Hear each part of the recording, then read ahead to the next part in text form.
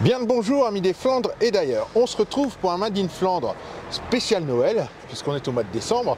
On va vous parler d'une spécialité qui était tombée dans l'oubli, qui revient à la mode grâce justement au travail des grands professionnels, des meilleurs ouvriers de France, des grandes maisons. Et on va suivre Guido de la maison Terrier. Donc tu es le fils, tu es la 6e génération de la maison Terrier. Tu es apprenti pour l'instant. Oui. Et tu vas nous présenter le travail du pâté en croûte. Exactement. C'est une tradition chez vous, vous faites du pâté en croûte depuis des années pour Noël. Toi, tu revisites ça, puisque tu as décidé de reprendre ça à cœur. Tu te présentes sur des concours, on va vous expliquer ça à l'intérieur. Cela, on vous explique un peu, il est aux environs de 17 h. La nuit commence à tomber, il fait très froid aujourd'hui. Ouais. Donc on va se retrouver avec Guido à l'intérieur et on va suivre l'histoire du pâté en croûte du début jusqu'à la dégustation. Vous allez voir que ce jeune garçon est très prometteur. Si vous êtes jeune, vous vous intéressez à ces métiers de bouche, suivez bien notre émission, vous allez voir, c'est très sympa. On se retrouve à l'intérieur avec Guido et Ocho. À tout de suite. Bien, bonjour. Bonjour.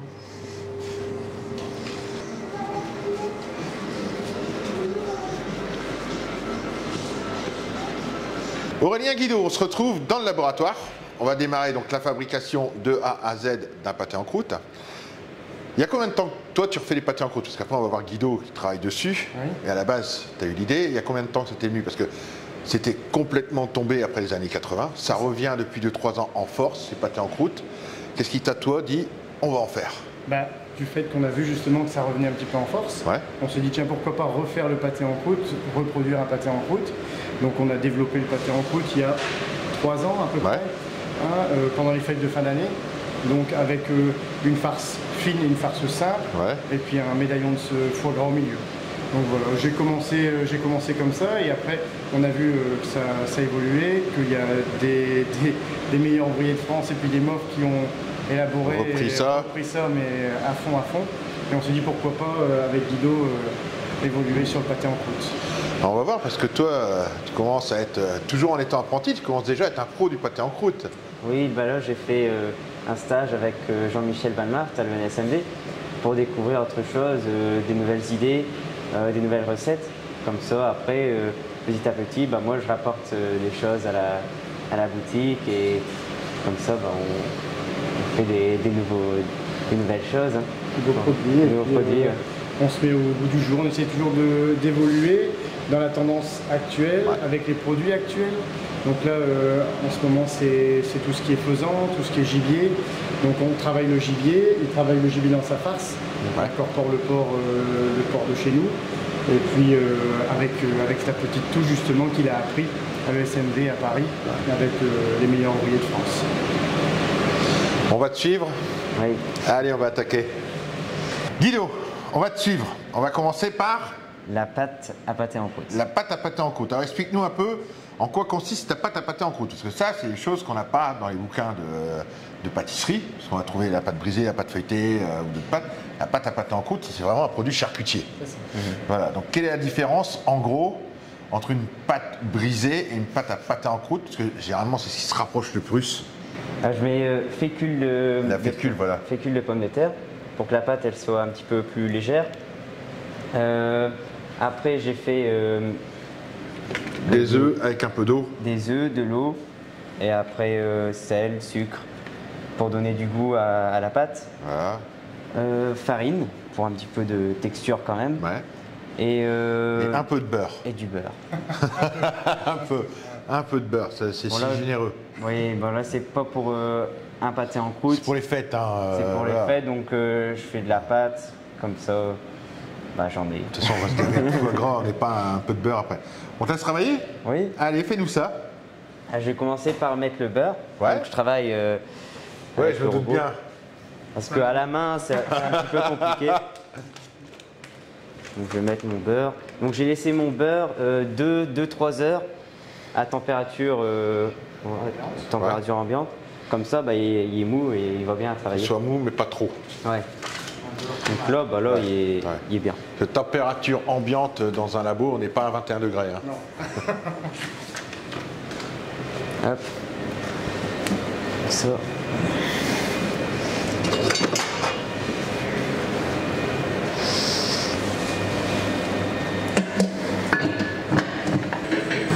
Et là, je vais faire chauffer en dessous pour pas que ça colle, pour pas que le beurre il colle. Alors, en fait, tu reproduis ce qu'on voit souvent chez les pâtissiers, où ils travaillent avec un bain-marie chaud en dessous. Voilà.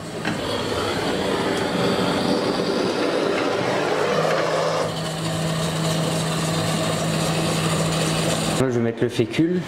Fécule de pommes de terre ou fécule de maïs? Des pommes de terre. Pommes de terre.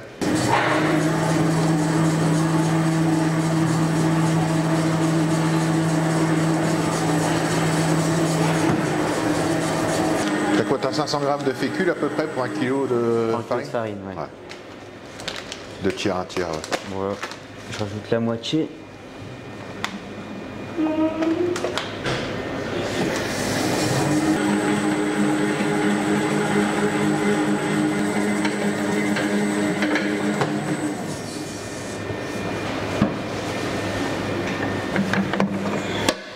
Voilà.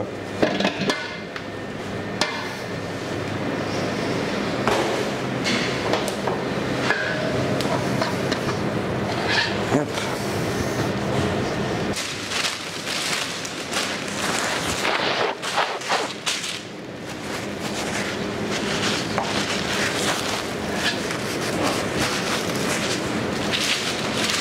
Donc là, tu vas les laisser reposer. Oui, au frais, comme ça, elle durcit un petit peu. Donc toi, t'es apprenti, t'es en 2e année? Là, je fais un CAP en 1 an. En 1 an? Ouais. Pour en boucherie. Ouais. Et c'est pour faire les concours. Donc là, je fais le concours MAF national. Donc MAF, meilleur apprenti de France. Meilleur apprenti de France. J'ai fait le concours pâté en croûte aussi. Ouais. Et charolles. Alors maintenant, qu'est-ce qu'on fait? Maintenant, je vais faire ma farce. Ouais. Donc je vais commencer par faire les lèches de veau. Ouais. Pour mes marquants. Ouais. Ma farce à la bière. Ouais. Et c'est tout. Je laisse une nuit marinée dans de la bière. Ouais. Comme ça, ça a le goût de bière, ça a un bon goût.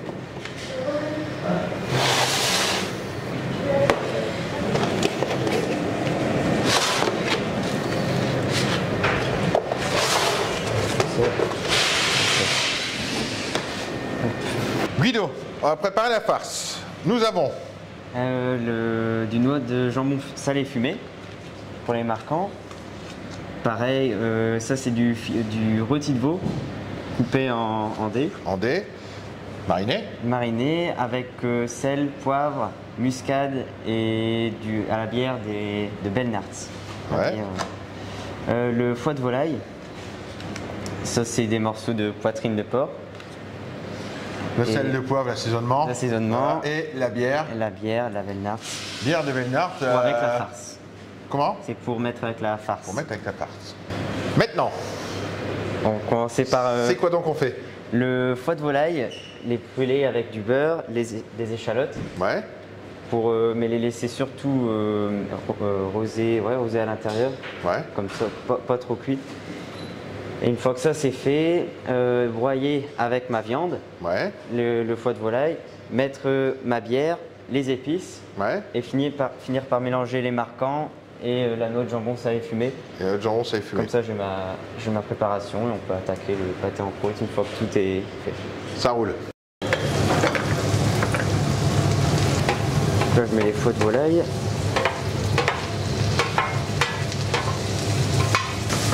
Ça, dans quel but tu fais revenir tes foies comme ça? Pour donner un meilleur goût au pâté. Ça donne un goût... Le fait de les saisir, ouais. Ouais. Ça apporte une touche un peu plus gourmande. Ouais. Voilà, donc là c'est bien. Donc là maintenant tu vas déglacer à la bière. Oui. Donc là c'est une bière de Noël, donc qui va apporter pareil des arômes un peu d'épices, un peu de miel. Ouais. Vas-y, je te laisse déglacer, hein. Tu peux le faire pendant que je parle.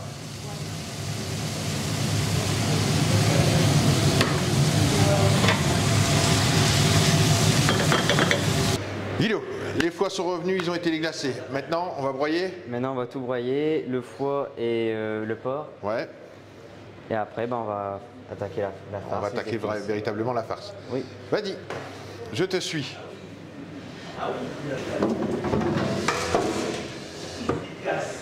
Ça. Je mets d'abord le foie.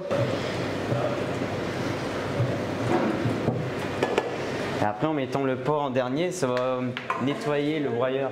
Ouais. Parce que si on met le foie en dernier, bah après, Ouais. il te reste plein de foie dans le broyeur, dans le corps.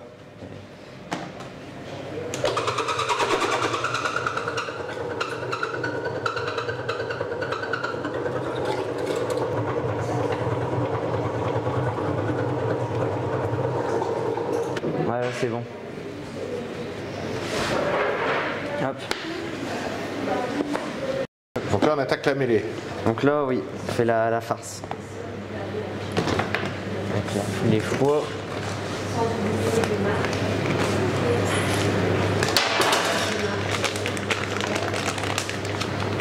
Les dés de veau marinés. Quelle partie du veau tu as utilisé? La noix de veau. Ça. Donc à chaque étape, je mélange. Ouais. Pour pas qu'il y a des morceaux, pour pas qu'il y ait des pistes qui sont... Alors on voit que traditionnellement, comparé à une terrine, les farces ou les mêlées pour pâté en croûte sont beaucoup moins grasses. Pour une raison très simple. La première, c'est qu'au départ, quand on fait une terrine, le gras va se mettre au-dessus et va servir de protecteur. Donc on va avoir la terrine sur les côtés, le gras au-dessus qui va protéger. Là, le pâté en croûte ou le pâté croûte, parce que normalement le en, on ne devrait pas le mettre, puisque le mot pâté vient de la pâte qui vient autour, depuis le Moyen-Âge. Plus on va mettre de gras, plus ça va nourrir la pâte, et moins la pâte va être belle et va avoir des difficultés à cuire. C'est pour ça qu'on met toujours beaucoup moins de gras dans la mêlée ou dans la farce de pâté en croûte. Ouais, les épices et finir par l'alcool.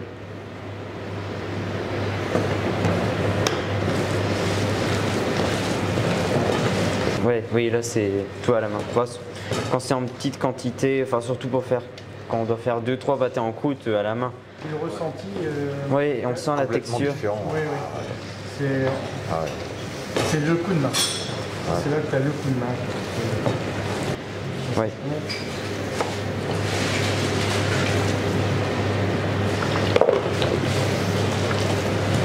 Alors là déjà, l'odeur donne envie. Hein. Ouais. Ah ouais. On a déjà un côté gourmand qui vient au nez. Maintenant, dis-moi. La pâte. La pâte. Je vais la... L'étaler. Oui, l'étaler à 3,5 mm. Ouais. Pas trop fine mais pas trop épaisse. On va avoir une pâte qui tient bien. Agréable à manger, qui soit cuite. Oui. Ouais. C'est pareil, on a tous déjà eu cette expérience de pâté en croûte industriel avec cette belle pâte qui n'est pas cuite au milieu, qui reste bien pâteuse. Bien souvent on nous le met, les gens qui nous donnent, on fait j'ai bon. On a tous connu ça. Alors Guido, là maintenant on va monter la terrine. Tu veux la terrine peut-être? Oui, bah je vais. Ouais. De toute façon, je vais là.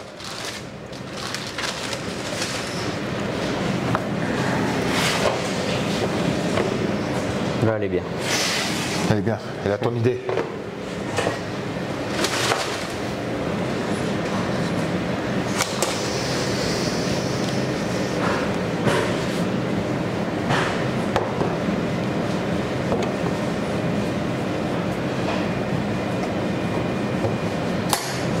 commences à avoir faim, Jérôme? Comment? Quand tu commences à avoir faim. Je te vois loucher là sur... J'ai toujours faim.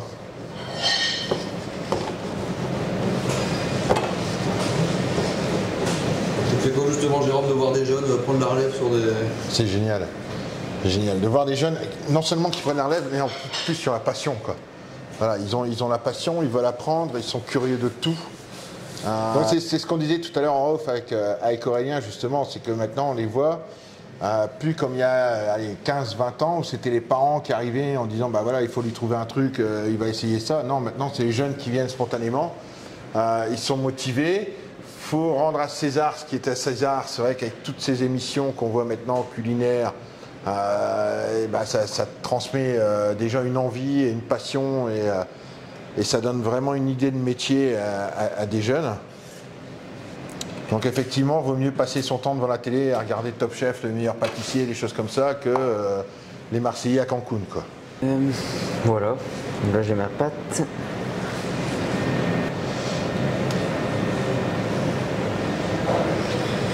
D'abord, je mets bien au fond. Ouais.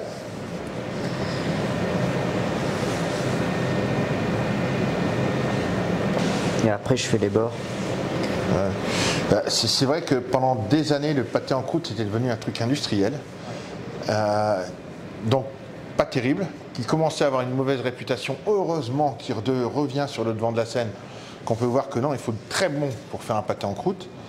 Et non seulement on voit l'ampleur du travail, et on voit qu'effectivement, ce qu'on met, si on veut du bon, voilà.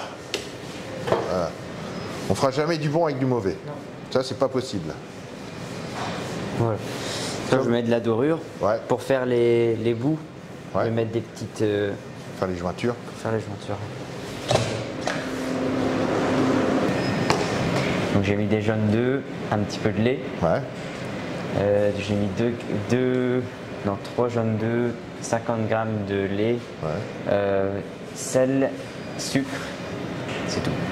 Un petit peu d'assaisonnement, comme ça donne aussi encore un goût.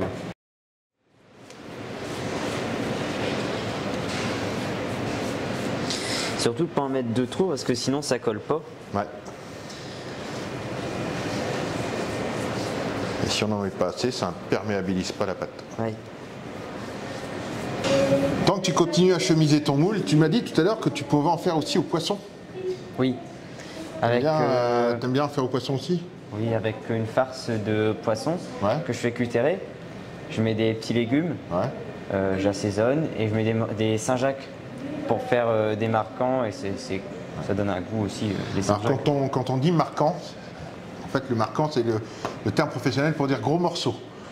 Donc quand vous trouvez dans vos terrines des gros morceaux, ou quand dans la rillette on tombe des fois sur un gros morceau, on est content, ça s'appelle un marquant. Tâche simple, il n'y aura rien au milieu. Il n'y a rien au milieu, il n'y a pas de rosace. Là c'est vraiment le pâté en croûte traditionnel. Oui.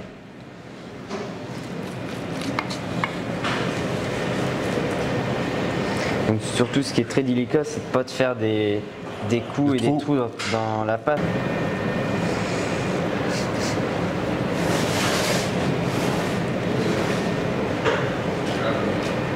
Donc, très important effectivement de tasser à chaque fois. Ouais, je mets pas tout d'un coup parce qu'il ne faut pas qu'il y ait de l'air. Il y aura de l'air, voilà. Et l'air à la cuisson, c'est pas bon. Non. Voilà, ça va casser, ton pâté va casser.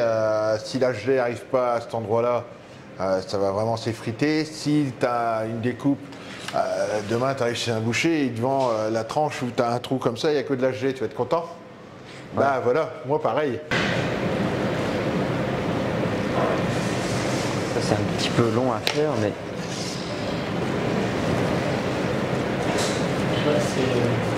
Faut mieux le faire en 3-4 fois, ouais. C'est long à faire, mais c'est la charcuterie, ça doit être parfait du début jusqu'à la fin. Si tu loupes une étape, c'est foutu.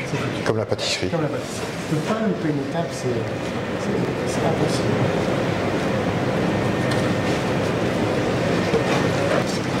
Alors regardez bien, on met la farce jusqu'en haut. Alors que vous allez voir tout à l'heure, quand on va le découper, il y aura un jour d'un demi-centimètre à 1 centimètre, c'est normal. Parce que si on ne mettait pas la farce jusqu'en haut, une fois cuit, de toute façon, ça va se tasser, ça va descendre. Oui. Et on aurait quelque chose de ridicule. Donc il faut vraiment aller jusqu'en haut pour que quand justement ce sera cuit et qu'on mettra la gelée va servir à solidifier toute la masse à l'intérieur, mais en plus à venir combler l'espace vide, puisqu'on vous rappelle ce que je vous ai dit au début, le pâté en croûte, c'est à la base non pas pour faire quelque chose de sympa et de bon, c'était uniquement pour conserver les pâtés. La croûte servait de conservateur. Donc si on laisse un jour vide d'1 centimètre d'air, ce qui va se passer, c'est que 2-3 jours après, la moisissure va commencer à s'installer.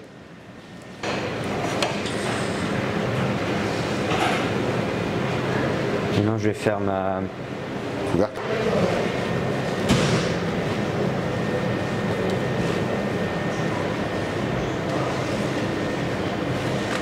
Voilà. Parler des jeunes qu'il fallait qu'ils se motivent et grâce justement aux émissions se motiver. Il faut dire aussi qu'il faut qu'ils tombent sur des gars comme toi Il faut des maîtres d'apprentissage qui sont des vrais maîtres d'apprentissage et pas des simples patrons qui pendant des années, ça a été le cas malheureusement, c'était des patrons qui cherchaient juste de la main-d'œuvre pas chère pour faire le boulot de merde. Il faut dire ce qui est. Et ça a un peu dégoûté aussi pas mal les jeunes. Voilà. Maintenant, on retrouve effectivement des vrais bouchers, des vrais cuisiniers, des vrais pâtissiers qui ont ce sens de la transmission et surtout ce sens du travailler bon. Voilà. Et quand on travaille le bon, on ne cherche pas de la main-d'œuvre pour faire du nettoyage, on cherche de la main-d'œuvre pour travailler du bon et faire du bon et transmettre le bon. On n'est pas là, je suppose que toi, tes terrines, c'est pas un truc qui arrive de chez Métro où tu mets un coup de couteau dessus, ça part en magasin, voilà. Non, et puis on est toujours heureux de voir un travail fait, réalisé et refait de la même façon que tu l'as enseigné. Ouais. Et toi derrière, ça te soulage au niveau de ton travail aussi, parce que c'est quelque chose d'acquis et une fois qu'ils ont acquis quelque chose, ils se rendent compte enfin que ça y est, on sait faire quelque chose. Ouais. Et ça, pour nous, c'est la plus grosse réussite, de voir toutes les personnes qui sont passées entre nos mains, qui sont passées chez nous, de voir qu'ils arrivent à réaliser des choses comme ici, ça n'a pas changé. Nos grands-parents nous ont appris, nos parents nous ont appris et nous, on doit leur apprendre aussi. Voilà, surtout toi, tu es la 3e génération, Guido sera la 4e. Moi 5e, Guido 6e. Et la fierté, c'est de voir en plus tes propres enfants qui continuent. Ça nous donne envie de continuer et de travailler. Parce que c'est vrai que si tu n'as personne derrière, à un moment donné, tu te poses des questions. Tu te dis, est-ce que je dois continuer? Est-ce que ça vaut le coup? Oui. Est-ce que ça vaut le coup? Et on a beaucoup de chance dans nos métiers où maintenant les stages sont ouverts à tous. On a de très beaux stages. Et même ici, que ce soit à Tourcoing ou à Lille ou ailleurs, tu as justement des professeurs, des meilleurs ouvriers de France qui viennent et ils leur transmettent. On a d'ailleurs cette chance en France, qui est rare, c'est qu'on peut se former pratiquement jusqu'à l'âge de la retraite. Voilà. Et ça, c'est vraiment quelque chose de pratiquement unique.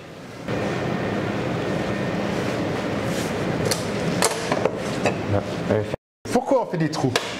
Déjà pour pas que la pâte elle gonfle et ça casse. Et aussi pour aérer dans... comment dire? Pour permettre la cuisson. Oui, pour la cuisson à l'intérieur, que ça soit aussi... que ça... Oui, que la vapeur, elle sait sortir... Pas la vapeur. Voilà.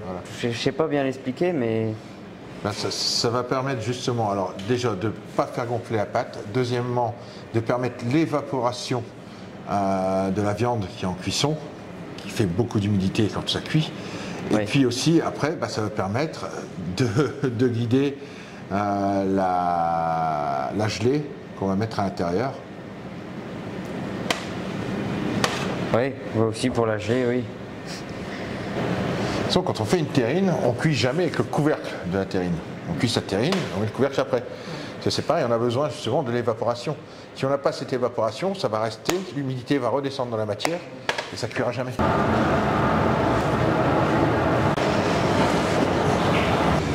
Guido, on va enfourner le bébé? Oui, à 190 degrés pendant 18 minutes. 18 minutes? Retourner et après refaire 190 degrés, 18 minutes.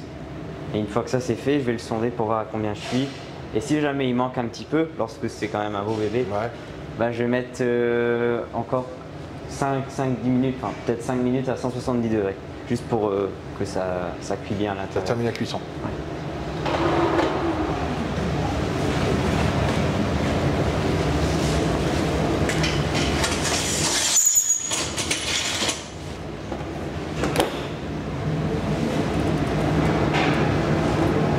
Vous doutez bien qu'on ne va pas attendre devant un four pendant 50 minutes. Vous doutez aussi bien que la Maison Terrier fait plus d'un pâté en croûte à la fois. Donc on va se retrouver avec la dégustation du pâté que Guido a fait hier, qu'on va découper devant vous. On va voir le résultat. Et donc on se retrouve pour la dégustation. À tout de suite. Le meilleur moment de l'émission, on va goûter ça. Guido, je te laisse couper. Oui. Donc là on voit effectivement bien ce que ça donne. On voit que c'est généreux. Voilà, il n'y a pas 1 cm de pâte, il n'y a pas 2 cm de gelée, on est vraiment... C'est un pâté artisanal fait par des professionnels. Maintenant, il faut goûter. Non, on va goûter. Il a une belle tenue. On voit que la cuisson est parfaite. Oui. Oui, c'est pas trop sec, hein. Faut pas que ça soit trop cuit parce qu'après c'est... Ouais. Voilà, donc je vais couper en 4.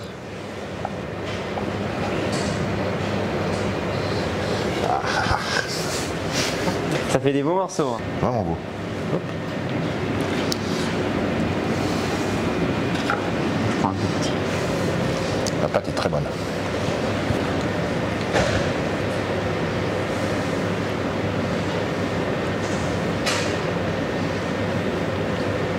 Très sympa parce qu'on retrouve bien la bière dedans. On sent effectivement que c'est une bière épicée. On retrouve les morceaux, c'est généreux, c'est très bon. Rappelle-nous ton âge. 17 ans. Voilà, 17 ans. Apprenti.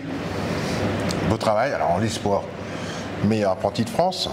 Oui. Très beau travail. Qu'est-ce que tu conseillerais à un jeune qui hésiterait de faire ce métier-là pour se lancer? Bah, surtout vouloir faire un... Parce que c'est un très beau métier. Vouloir faire ça, être passionné. Ouais. Parce que c'est vraiment... Pour moi, c'est pas du travail. Faire un produit comme ça, la charcuterie, c'est vraiment un métier de passion. Il faut vraiment être passionné pour le faire. Et surtout, beaucoup écouter tout le monde, les conseils, très important. Et après, on arrive à un certain niveau où on fait des choses, des très bonnes choses. Et là, après, on est content. Voilà. On va vous souhaiter un très bon appétit si vous êtes à table. On se rapproche de Noël. Donc, n'oubliez pas d'aller chez les artisans pour trouver de très bonnes choses comme ça. Regardez bien, regardez, je reprends en main. Regardez bien et quand vous poussez votre caddie, regardez la tronche de ceux qui sont là devant vous quand vous poussez un caddie. Vous allez comprendre pourquoi il faut venir ici. Tout au moins, chez tous les artisans qui font du travail comme ça. Je vous souhaite d'agréables fêtes de Noël. On se retrouvera l'année prochaine en janvier. On ne sait pas encore où, on ne sait pas encore de quoi ça va parler. Une chose est sûre, ce sera Made in Flandre. À ciao, joyeux Noël.